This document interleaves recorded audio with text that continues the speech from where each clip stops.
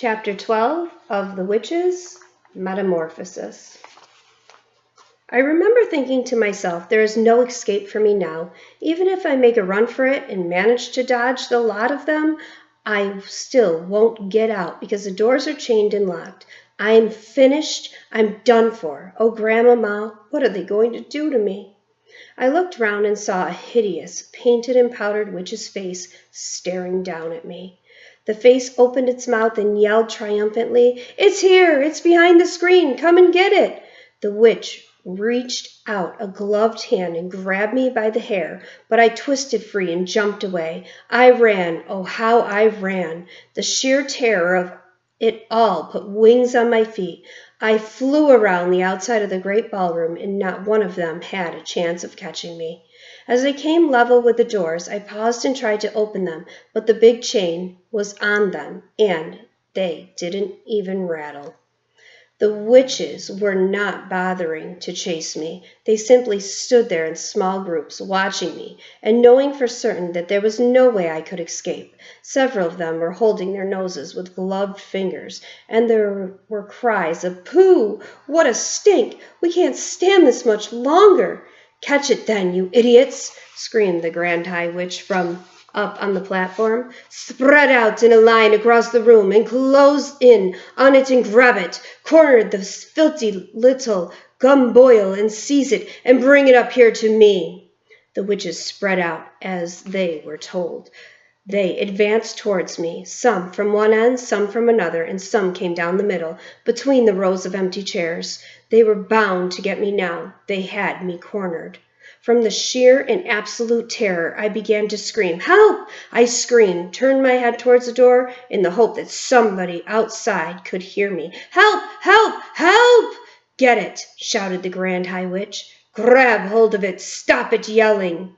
They rushed at me then, about 5 of them, and grabbed me by the arms and legs and lifted me clear off the ground. I went on screaming, but one of them clapped a gloved hand over my mouth, and that stopped me. "Bring it here," shouted the Grand High Witch. "Bring that spying little worm up here to me." I was carried onto the platform with my arms and legs held tight by many hands, and I lay there suspended in the air, facing the ceiling. I saw the Grand High Witch standing over me, grinning at me in the most horrible way. She held up the small blue bottle of mouse maker and she said, "Now for a little medicine. Hold his nose to make him open his mouth." Strong fingers pinched my nose.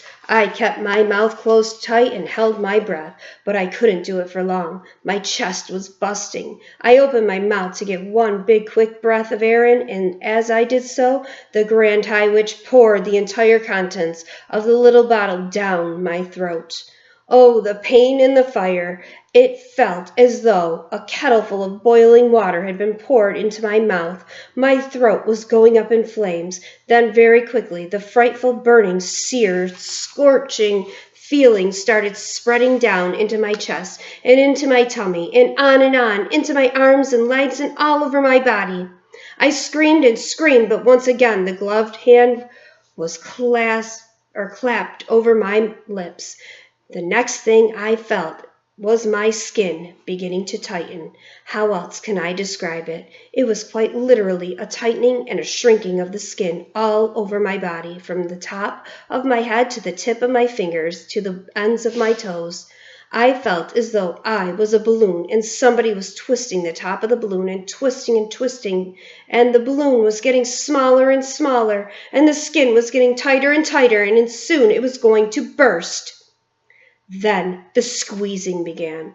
This time I was inside a suit of iron, and somebody was turning a screw, and with each turn the iron suit became smaller and smaller, so that I was squeezed like an orange into a pulpy mess with the juice running out of my sides.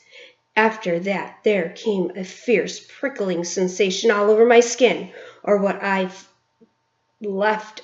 was left of my skin, as though tiny needles were forcing their way out through the surface of the skin from the inside, and this, I realize now, was the growing of the mouse fur.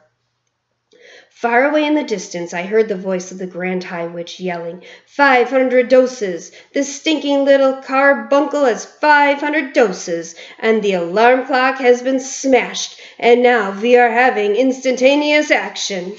I heard clapping and cheering, and I remember thinking, I am not myself any longer.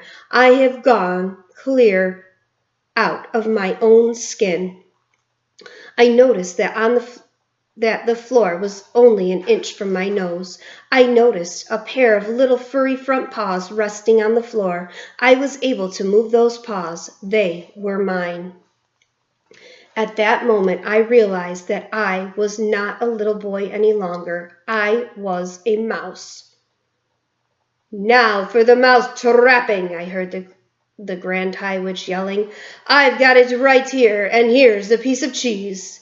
But I wasn't going to wait for that. I was off across the platform like a streak of lightning. I was astonished by my own speed. I leapt over the feet right and left, and in no time at all I was down the steps and onto the floor of the ballroom itself, and skittering off among the rows of chairs. What I especially liked was the fact that I had made no sound at all as I ran. I was a swift and silent mover, and quite amazingly, the pain had all gone now. I was feeling quite remarkably well. It is not a bad thing after all, I thought to myself, to be tiny as well as speedy when there's a bunch of dangerous females after your blood. I selected a back leg of a chair and squeezed up against it and kept very still. In the distance, the Grand High Witch was shouting, Leave the little stinkpot alone. It is not worth bothering about. It is only a mouse now. Somebody else will soon catch it. Let us get out of here. This meeting is over. Unlock the doors and shove off to the Sunshine Terrace and to have tea with that idiotic manager.